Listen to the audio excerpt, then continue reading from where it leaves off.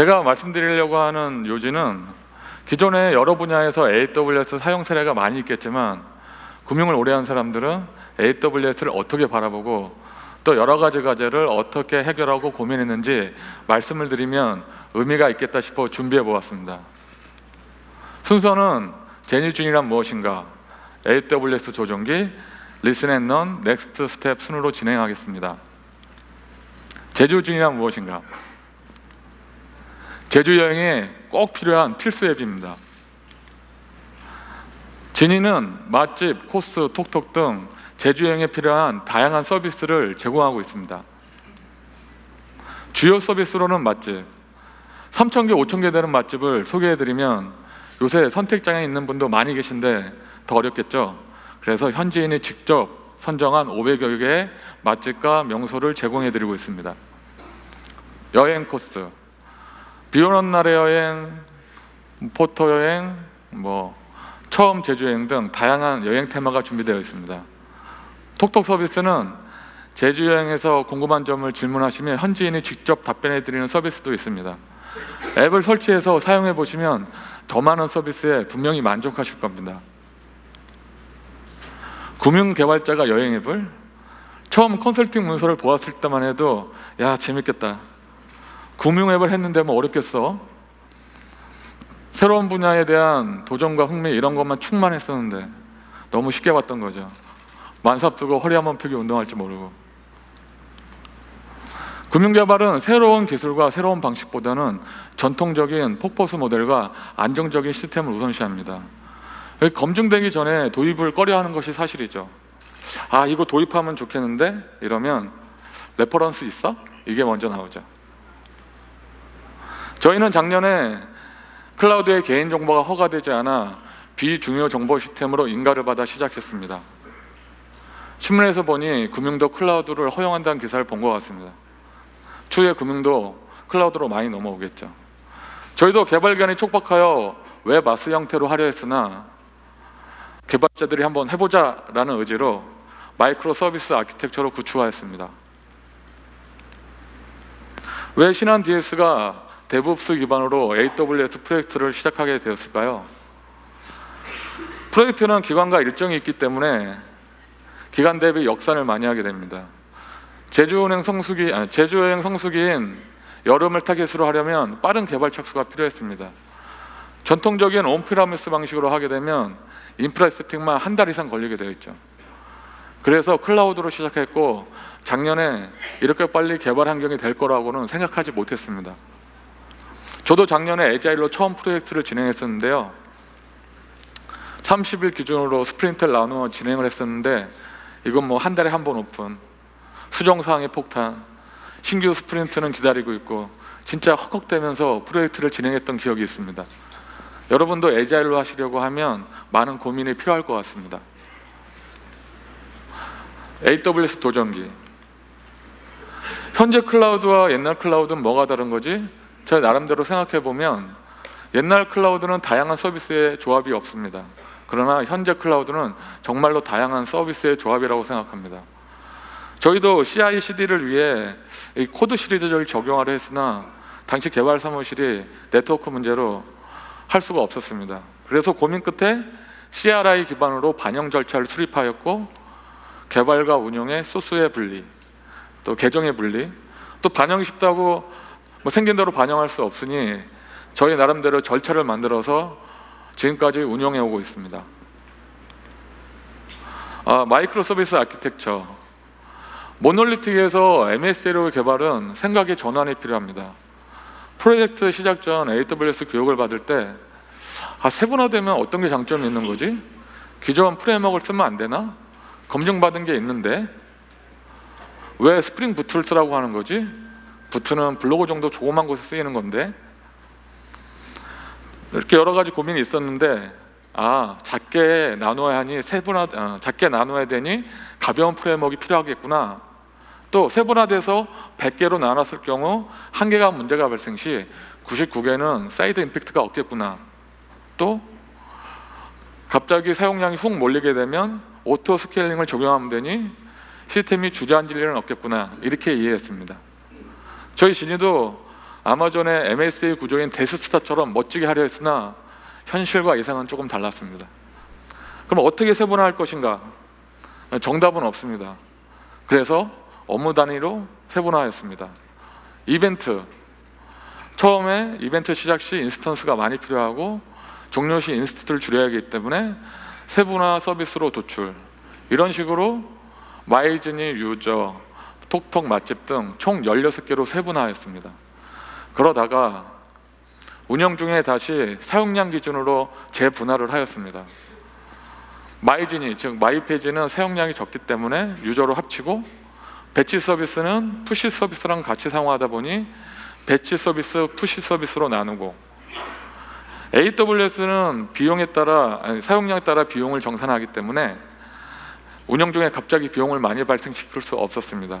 그래서 재분할을 하였고 새로운 서비스도 추가할 수 있도록 조정을 하였던 것입니다.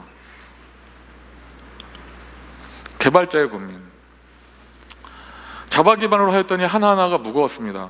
그래서 자바가 정답은 아닐 텐데 MSA에 최적화되어 있다는 장고 프레임워크를 써야 하나?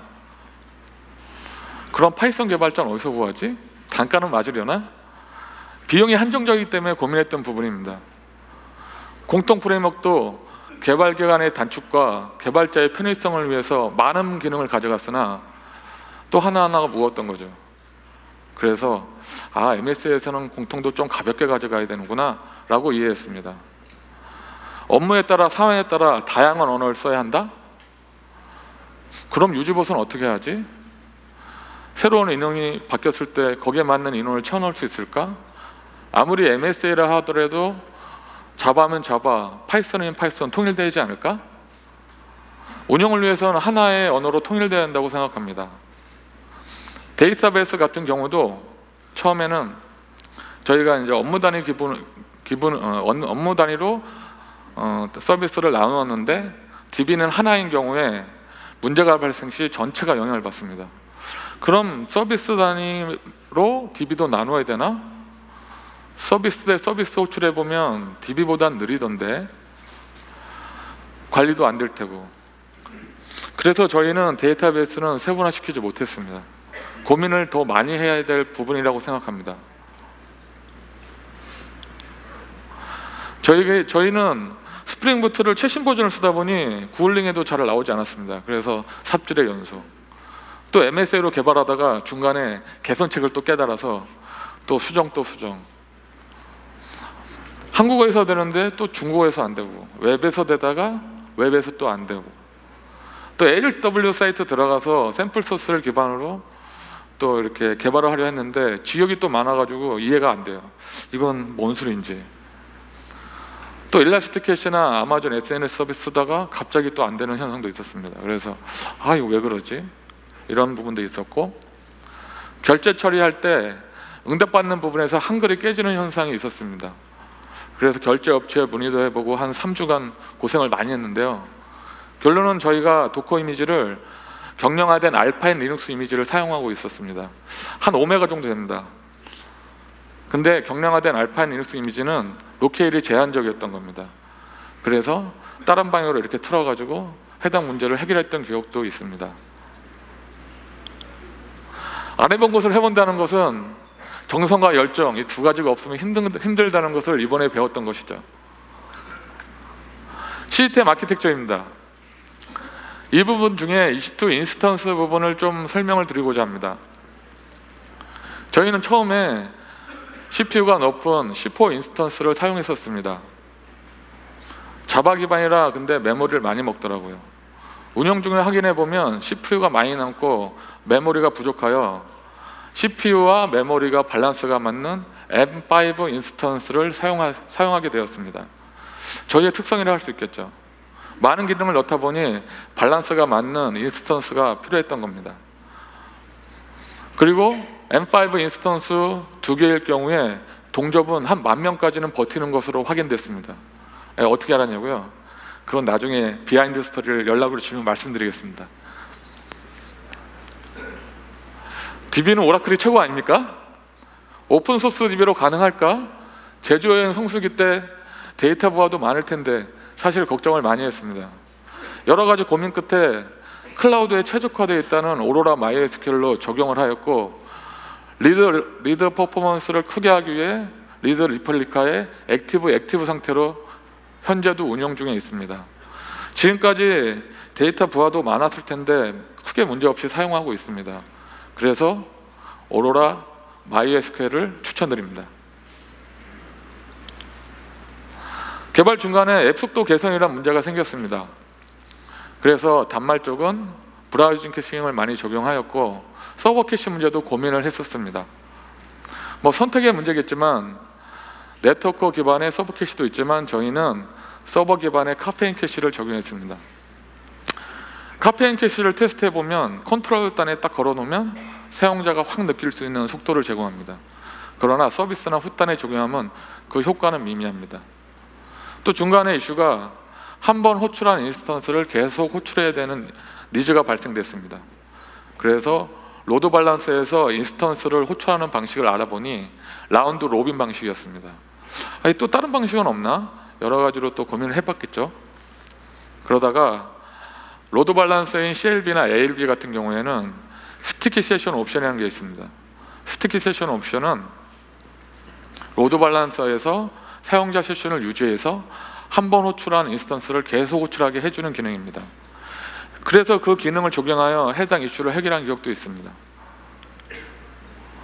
카카오톡처럼이라는 부품꿈을 안고 모바일에 최적화되어 있다는 MQTT 프로토콜을 적용하였습니다.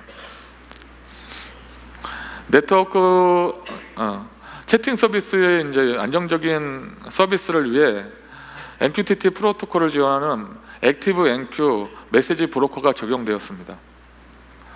그 당시 아마존 MQ를 적용을 했으나 서울 리전에서 아직 서비스가 되고 있지 않아서 도커 기반의 액티브 MQ를 적용하였고, 현재는 서울 리전에서 사용이 가능한 것으로 알고 있습니다.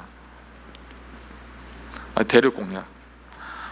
저희 한국 버전에서는 이미지나 자료 정보를 S3에서 서비스했으나 중국 버전에서는 안정적인 네트워킹 속도를 위해 클라우드 프론트를 적용하였습니다. 또 중국 버전에서는 구글, 페이스북, 카카오톡 등을 서비스할 수 없습니다. 해당 URL을 호출하다 보면 굉장히 느려지는 현상을 확인할 수 있죠. 그래서 저희는 중국 API를 많이 사용하였습니다. 안드로이드 같은 경우도 구글 푸시를 사용하기 때문에 중국 버전에서는 사용할 수가 없습니다. 그래서 이제 좀 확인해 보니 아마존 SNS 서비스에 바이드 푸시를 제공하는 기능이 있습니다. 그래서 중국 버전에서는 바이드 푸시를 적용하고 있습니다. 또 중국 결제 테스트할 때는 알리페이나 위챗페이 같은 경우 테스트할 땐 중국 계정을 가진 핸드폰이 필요합니다. 그래서 저희도 당사 직원 중 중국인 직원을 찾아서 부랴부랴 어렵게 테스트한 기억이 있습니다. 혹시라도 중국 서비스에 대해 고민하고 계시면 참고하시면 도움이 될 듯 합니다. 완전 관령이라. 개발 시에는 마음에 많이 와닿지 않았습니다. 그러다가 운영 중에 마음에 많이 와닿는데요, 실제로 사람의 손이 없이 안정적으로 운영이 가능하겠구나 라는 걸 느끼면서 개발자가 운영과 개발을 동시에 할 수 있겠구나, 그러면 개발자가 부하도 많겠구나, 그래서 개발자들한테 잘해줘야 됩니다. 리스앤런. 저희의 진이의 잘한 점은 짧은 기간에 MSA로 구축한 점과 제휴 서비스를 위한 VPC 환경의 구축, 플랫폼화, 다국어 서비스, 다양한 오픈 API를 활용한 점, 다양한 캐시를 적용한 점을 잘한 점으로 말씀드리고 싶습니다. 부족한 점은 MSA를 세분화할 때 더 많이 고민을 못한 점, MSA 관련 테스트가 부족한 점, 또 공통이 계속 수시로 업데이트되면서 공통화가 약간 부족한 점, 그리고 그 당시에만 개발과 운영의 소스를 분리하지 못한 점, 그리고 캐시를 좀 더 세분하게 적용하지 못한 점을 조금 아쉬운 점으로 꼽고 싶습니다. 넥스트 스텝. 저희는 비즈니스적으로는 웹 내 지속성을 가지고 사용할 수 있는 컨텐츠에 집중하고 있습니다. 또 제주 오프라인 강좌와 제휴하여 온라인 서비스를 하는 제주도 디지털 플랫폼화를 지향합니다. 또 제주 여행 시 지니앱 하나로 모든 것을 활용할 수 있는 여행 토탈 서비스를 꿈꾸고 있습니다. 기술적으로는 현재 모놀리틱에서 MSA, 서버리스로 가고 있습니다. IT 기술도 더 좋은 것, 새로운 것으로 변하기 때문에 거기에 대응돼야 한다고 생각합니다. 추후 클라우드는 서버 없는 세상이 도래할 것입니다. 저희 진이도 HTTP 통신을 통한 ALB의 호출, ALB에서 람다 펑션을 호출하여 응답 처리를 하는 서버리스 형태의 서비스가 도입되어 있습니다. 새로운 변화에 더욱더 대응하고 준비해서 더 열심히 한번 해보겠습니다. 더 궁금한 것이 있으시면 저에게 연락 주시면 성심성의껏 답변해 드리도록 하겠습니다. 감사합니다.